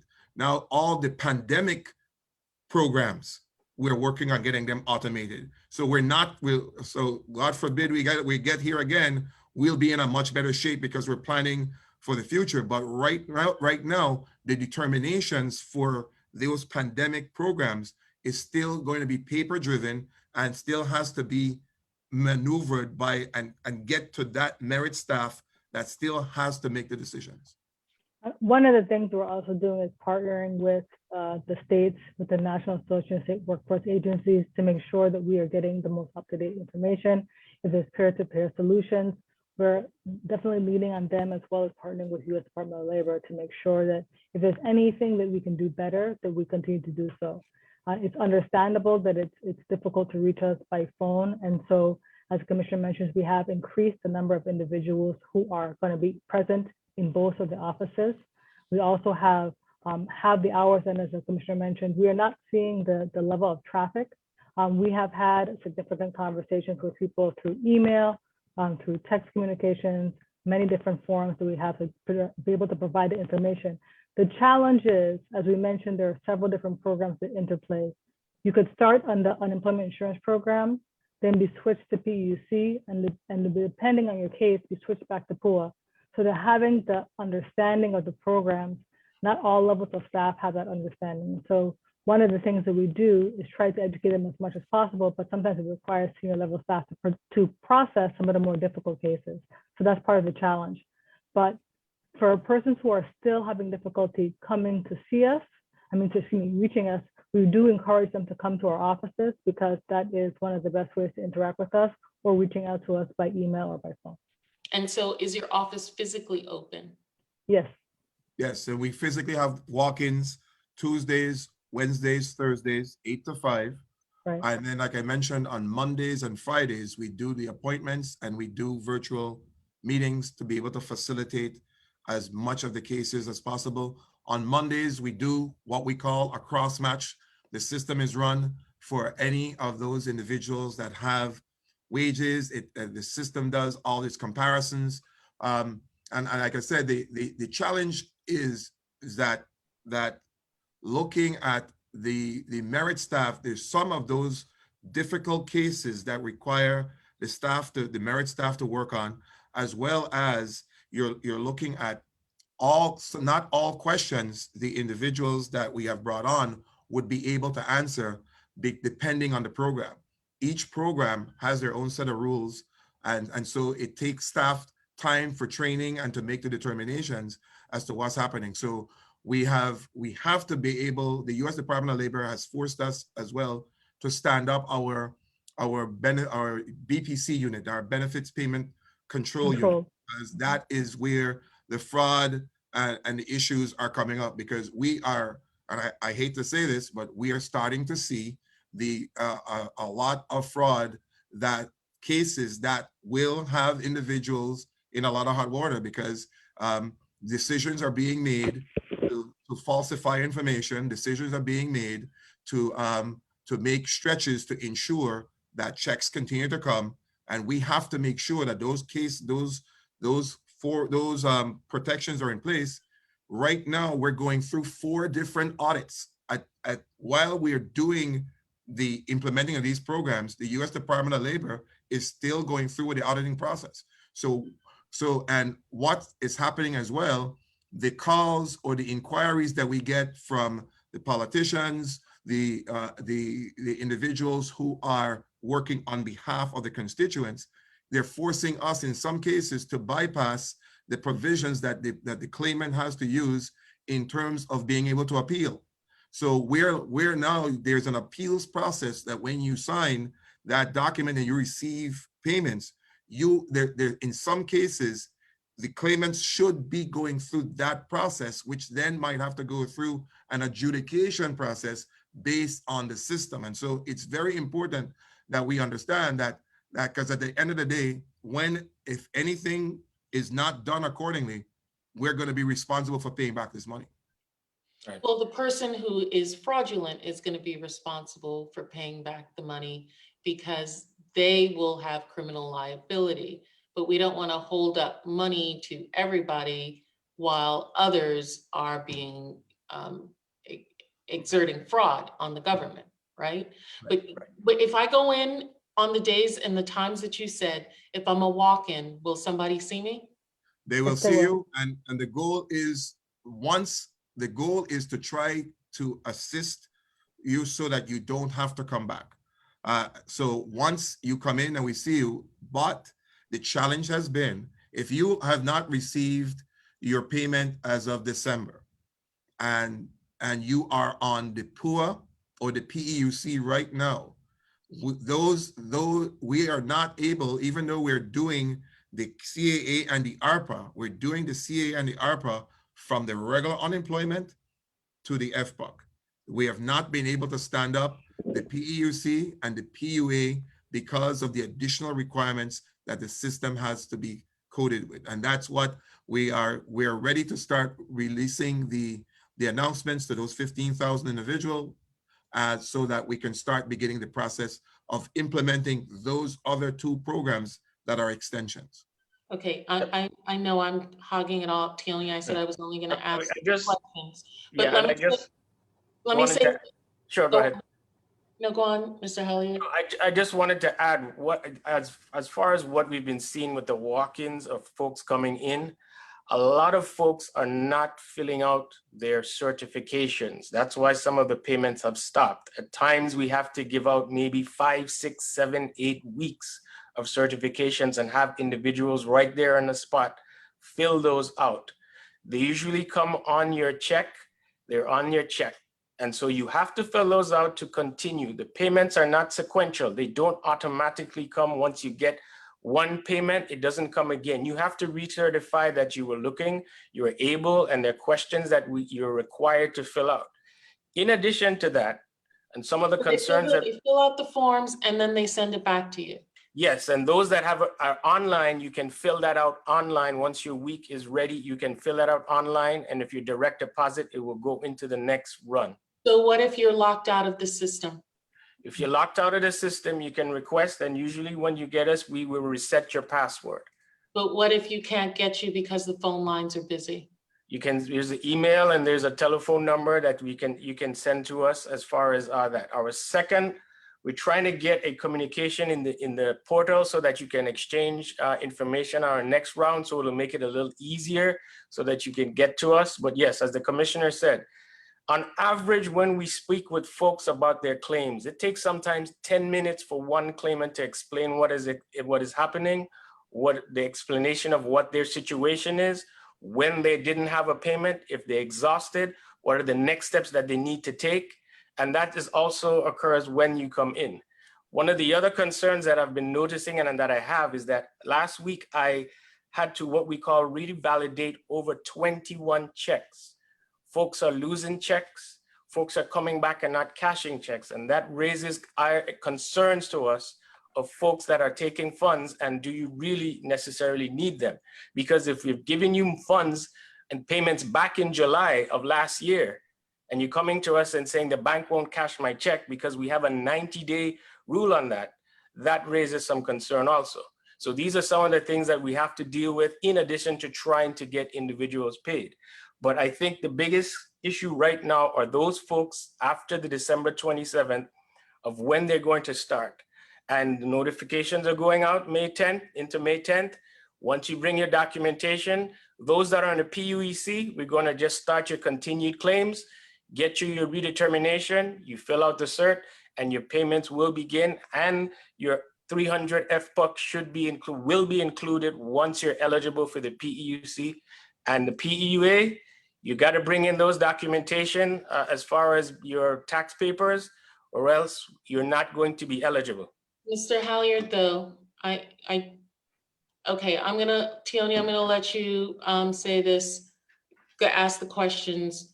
One question, are you guys working weekends? Do you have weekend hours available? Are your people processing things over the weekends? On some occasions we are. On some occasions. When we Maybe- have the overtime funds, yes, the staff does work on weekends and after hours during the week.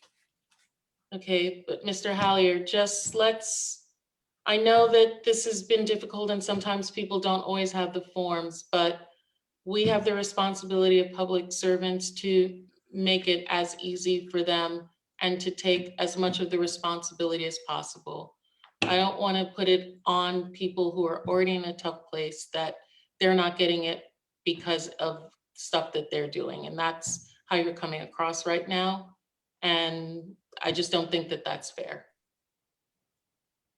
Tioni? Thank you, Congresswoman. Yes, thank you so much to the DOL team.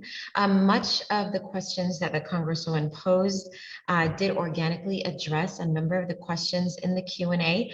So regarding the delays, regarding the $300 payments. So I'm going to go ahead and the first one I'll read out. Give me one moment here. Okay, so this question is, when can we expect the letters and forms from the Department of Labor to apply for the extended PUA benefits to those who were on the first wave ending in December of 2020? Week of May 10th. Okay, so the week of May 10th, and those are the 15,000 letters that are going out. Well, the That's 15,000 compromises of everyone. We were required to send everyone a notification. Right. Okay. So just to add one piece of clarity, part of the reason why we have to send it to everyone is there are 3 additional criteria that people can be eligible for benefits. And to make sure that every person has that ability to get information, we must send a notification to everyone. Okay, great. And then this is a part of the same post, and then I'll turn it over to Paige. So for those who had no clue they were eligible for these special unemployment benefits in 2020 that are just finding out as you speak, maybe, or maybe even as they speak to a tax preparer, is it too late to now apply for retroactive benefits that they could have been eligible for but failed to do so because they didn't know about it? If it's CARES Act 1 programs that sunsetted on the 27th of December 2020, then they cannot apply. Right. That those programs that program has ended. But then they can, when they do apply, depending on when they apply now, if it's regular unemployment, the dates are important. And Attorney Nisha Christian Hendrickson, you can talk about the date as opposed to the actual pandemic?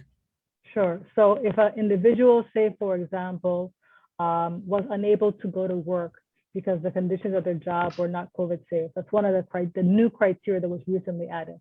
A person could conceivably be backdated until that circumstance happened, all the way back to potentially February 2nd. However, for most persons who were just finding out about the program now, unless they're in one of those small few criteria, the date that they'll be able to backdate it to would be January of this year. So they would still be able to receive some benefits, but not back to the beginning of the pandemic. And that's in the latest, American Rescue Plan. That's one of the provisions that we received guidance on. So that individual will go out from around the December or January of this year and could be eligible until September 6th. And they also, if they're eligible, and that more or less will be on the pool, will receive the $300 going out from January 2nd. Okay, thank you. You can go ahead, Paige. Hi, good evening, everyone. My name is Paige Good evening. Clark. I am a legislative correspondent in the office of Congresswoman Stacey Plaskett.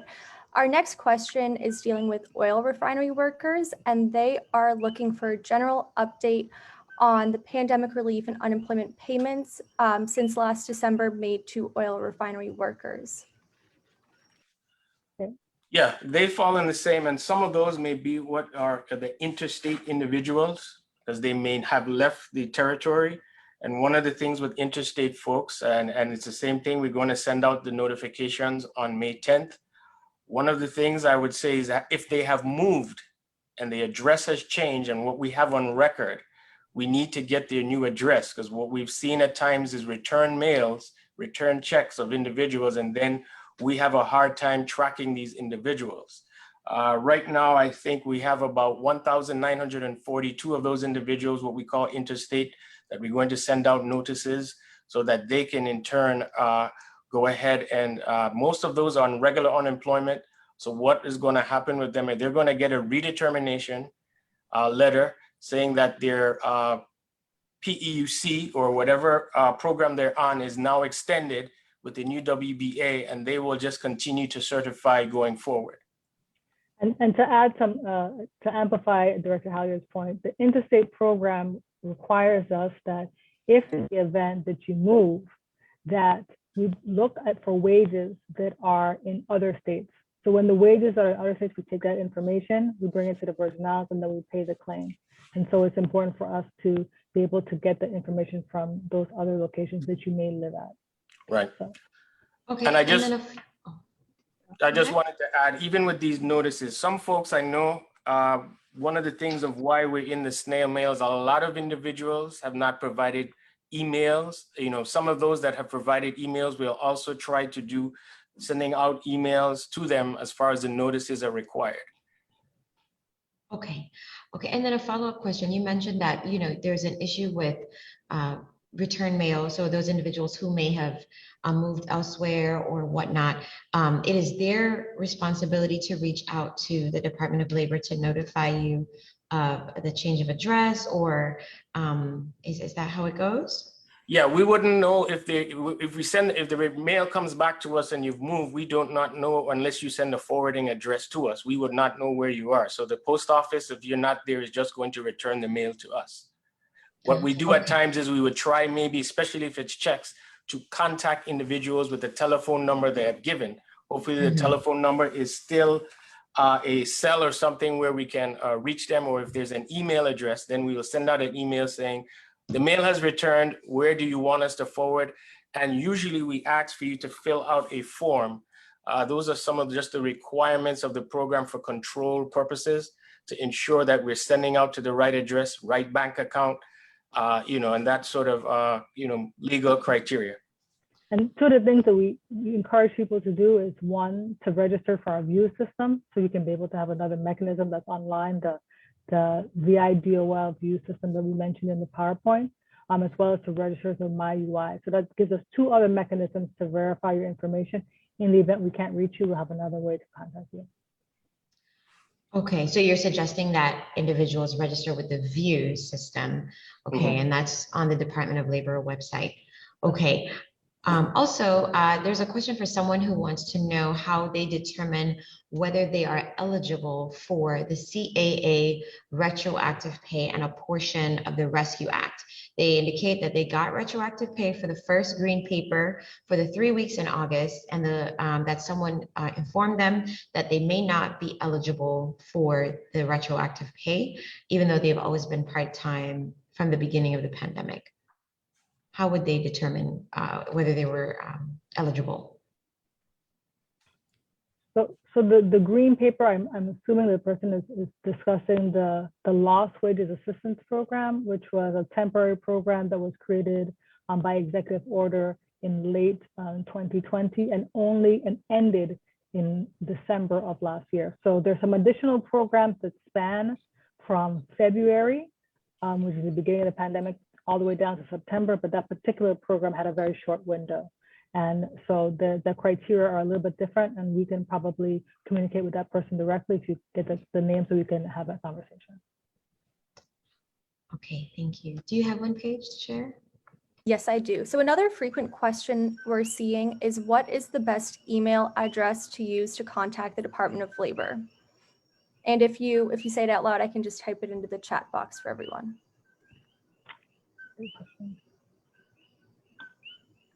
So the best email address to contact us, well, really and truly, the best way to do is to come in to see us. But if a person wants to communicate with the department, I can provide my email in the chat, as well as we can have it directed to the right administrator. We have administrators in both St. Croix and the St. Thomas District. There's also, for persons who are in the pandemic program, once you register for MyUI, there's an email VIDOL-CARES, which is VIDOL cares @dol.vi.gov. That's for all persons who may be on the poor or other extension programs because they're not eligible currently to register for the MyUI because they're signing up that program. So I'll type that into the chat and we'll be able to contact the staff. As well as all our emails. Right. Okay, So I'll put that in the great. chat. Great. And then also can you, the DOL team, can you all repeat when the $300 from that federal program will be dispersed, when that will begin to be dispersed? Well, it has already begun to be dispersed. It started on April 15th, where some folks that may be on the line may say they have not gotten is because we have not extended their underlying programs. And when I say underlying programs, I'm referring to folks that might be on the PEUC program, those folks that may have been on our EB program, and those folks that were on our PUA, or the Pandemic Unemployment Assistance Program. Okay, great. And then I'll defer to you, Paige. My next question I'm going to direct towards Jeff. This is another one that we saw come through, and it is, how does the federal government pay employers reimbursement for the COBRA premiums covered in the Act? Is it through a wage tax subsidy, or does the federal government pay the premium directly to the insurance carriers on behalf of the eligible employees? I think the answer is both. The federal government pays 100% of the premiums for COBRA coverage from enactment to September 30th. For premiums that were paid by employers for a laid off worker prior to enactment, March 11th, those employers would be able to claim a refundable payroll credit for those payments. Thank you, Jeff. Thank you. Also, this question is a follow-up to the $300 payments. Do we have any idea how many people, I know this may be an estimate at this point, you guys are here with us live and it's more of a numbers and stats question, but how many people, do we know how many people or thereabouts have received the $300 payments, and maybe how many are pending receipt? I would say approximately those that are on regular unemployment, and that may be of maybe a couple hundred individuals. As count, I know it's about $500,000. I did not get the check run today because we're going to do a check run on our direct deposit runs tomorrow morning for those folks that are going to get paid, so I can get a count of the individuals. But the majority of the other folks I know on the Pandemic Unemployment Assistance, we have about approximately 3,000 claimants. The largest amount of folks that are on this 300 are those folks that are on the PEUC. These are folks that were on regular UI last year who lost their job because of the pandemic, got into the extended program PEUC, and you now are going to be eligible if they don't find work to continue their PEUC claims and go forward. And those are the 3,000 on the PUA. Once as I repeat, the documentation and everything is assured, we will then go forward and paying you your PUA amount and plus the supplement, which is the 300 that everyone is so interested in. Okay, great. And then just a quick follow-up question. You mentioned direct deposit. There was a question earlier from someone who was wondering why everyone isn't, or how come everyone isn't eligible? Or perhaps a better question is, what determines someone's eligibility for direct deposit? Well, they just have to register, go online and register at the My UI claims, put in their information. One of the things I would say, please make sure you're very, very careful in putting the routing number and your bank account number. We've had individuals that have confused the two. And we've had to, one of the things is we can't really put in unless we give an affidavit or something and change your account, and that's for fraud purposes. But you can go in and you can sign on, put in your information, and once it comes to our system, once it's a pull-up payment, it'll go to the direct deposit. Our direct deposit process runs once you're eligible. It runs every Wednesday and Friday. One of the things that we're going to be doing, if we saw on the slide, because it was the pandemic, we did not automatically require every individual to go to direct deposit because we knew it could be a hardship. But after the pandemic and around December or January of next year, we're going to possibly roll out and require that everyone go on direct deposit. It's going to assist us in processing the claims a little faster or getting payments to individual a lot faster, because you're going to be able to do your continued cert instead of driving down to us and dropping the green paper. You can file it. We've seen individuals filing it at 3 a.m. in the morning, 4 a.m., 2 a.m. Once they're eligible, the payment goes out. The next Wednesday or Friday, their payment, once they're eligible, goes to their respective bank accounts. Thank you. I'll go ahead and defer to Paige. Okay, great. And just, I apologize, 1 second. Our next question, if Mr. Huddleston is still available. Okay, great. So this one was submitted prior to the program, and they're wondering, are there any SBA programs that may cover VI EDA loan forgiveness? No, that is a separate loan program. We do not provide any loan forgiveness for a loan received under the Virgin Islands Economic Development Authority. If I may, I can respond somewhat to this.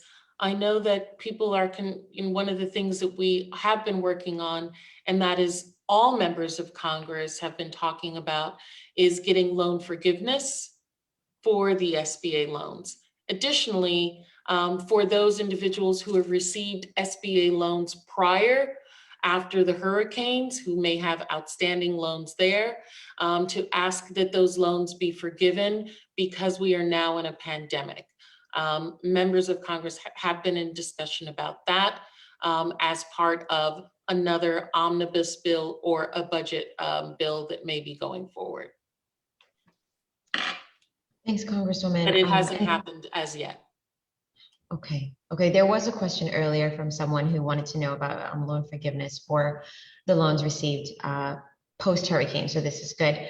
Also for Mr. Huddleston, someone did ask about their eligibility for the PPP and the EID or the EIDL if they were only in business for 1 month from February till March of 2020. What would their eligibility be? It depends on when that month is. So if it was February through March of this year, I don't believe they would have any eligibility. But 2020, I'm sorry, I forgot to say 2020. It's very close. It depends on the days. Depending on the program, you needed to be in business prior to February 15th or prior to February 1st. So it just kind of depends on those programs. But in a general sense, these programs are intended to replace income that can be shown otherwise would have been made by those businesses. It's not intended to help start a new business during a pandemic. Okay, great. Thank you. Paige? Sorry, Tierney, 1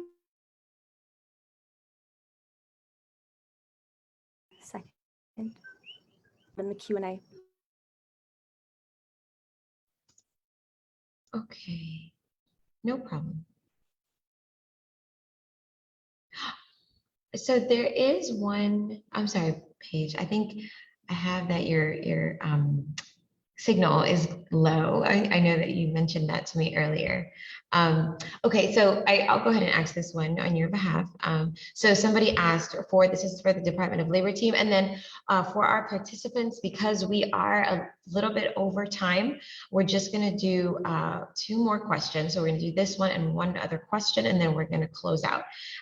So this one is, when you sign up for the direct deposit process, how do you get documentation of what the payment is for by the week or program?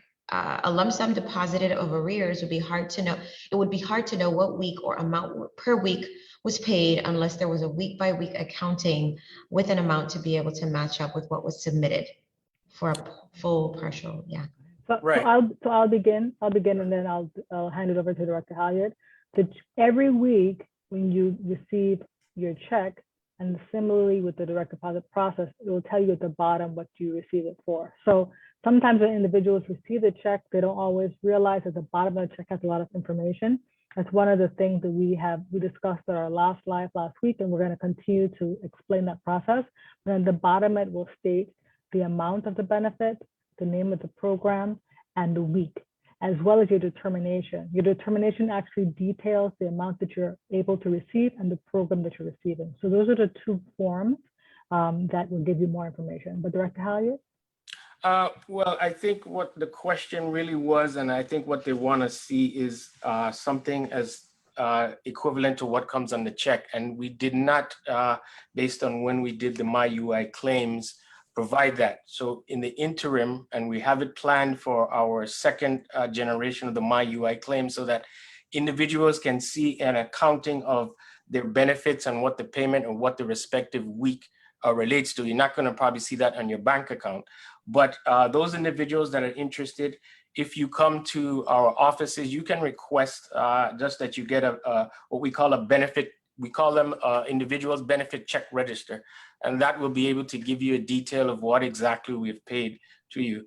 But before I go to the question, and I guess I'll probably ask the legal counsel, and this goes cross with one of the panelists. I heard some mention about taxi drivers now looking for loans. And so my thing about it is, if you're on the poor and you get loans or anything else, you're not eligible for poor with the PP program. So we just want to make sure folks know we don't cross those 2, and those are small businesses. If you've been getting poor from us and all of a sudden you get a loan, you're not going to be eligible to continue your unemployment insurance. Right. So it's important to report wages or income. And so, for example, if you're receiving PPP, they don't report that as income. When you're certifying each week, we don't want you to put you in any difficulty. So it's really important that you communicate that to us. But Jeff, I think, can you also let people know how much of their unemployment will not be counted for tax purposes under this last, under the American Rescue Plan? That's a very good point. $10,200 of unemployment compensation will not be included as gross income. That is, it is tax-free for the 2020 tax year.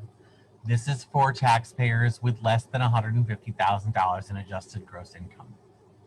So if you made less than 150,000 and you have 10,000 of unemployment, that 10,000 will not be counted for tax purposes. Correct. It will not be counted as gross income. In other words, it will be tax-free. $10,200. This is for tax year 2020, which, by the way, is due by May 17th.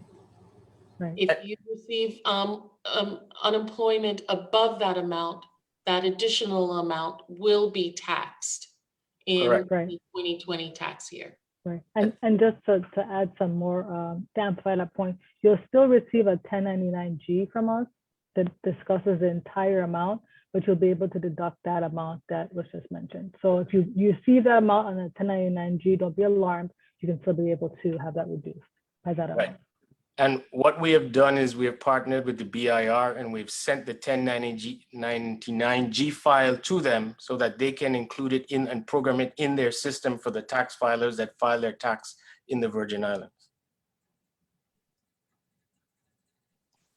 Okay, so it is 8:09, about to be 8:10. So we are going to wrap here. Before I close out, Congresswoman, did you want to share anything? Sure, I want to thank the panelists for being here. I've seen Attorney Christian Christensen that you put your own emails in the chat. I appreciate you having done that. The information is there as well. And I just want to let everybody know that our office continues to be available to support people with their unemployment, their small business, and other issues related to the pandemic. I want to thank you all for your patience and asking your questions. I hope that we've addressed most of the questions. I know that many of you may not have been satisfied with the answers that you received, but know that I thank the panelists for having been here to allow themselves to be questioned, and we will continue to work as much as we can with you all and try to support the people of the territory in receiving their money as well. Just want to put out there that I realize that people had questions about unrelated topics that were not related to the American Rescue Plan, to unemployment and the SBA, some questions related to Lime Tree, etc. We will be addressing those as well. Our communications director, Mike McQuarrie, and Tioni Scotland, the press secretary, were here, and we are thinking of ways to best share with you information that we have received from EPA as well as Lime Tree related to the most recent incidents as well. So I want to thank particularly the people of the Virgin Islands who I know are in very difficult times. This is a really tough time, and I know that you all are frustrated. This is a frustrating time to be unemployed and to need these services. People are asking, I saw, come down and help us. I'm sitting in the St. Croix office right now. Our offices are here, we're open, we've been open through the pandemic and are trying to work with you. I appreciate Commissioner Malloy, you and your team being here through the evening to answer these questions, and hope that we can continue to work through this to get people money as quickly as they can while they need it. I think for me, the unemployment is even more critical than the stimulus checks, because these are people who we know are not working and need the support. So that's why we wanted to emphasize that group even more than the stimulus checks, which we understand are also being sent out in batches now. So thank you, Tioni, for facilitating the call, and Paige and Jeff. Jeff, I know you were going fast, my brother. You were trying to get through that information. It's a lot, but please know that you can go. Jeff is amazing. And Jeff, thank you for all the work that you've done to ensure that the Virgin Islands and the people of the territory were treated equitably in this past legislation. And please be sure to go on to our website where you can find this information, our Facebook page. We regularly try and put information out there. And thank you to the Department of Labor for putting that information out for people as well. So Tioni, I'll let you close us out. And I don't know if the commissioner. I just want to say thank you for the opportunity. Again, we know the frustrations. We're doing everything we can to be able to minimize the frustration and to get the benefits to the residents as quickly as possible. And we thank you for your support to continue working with us.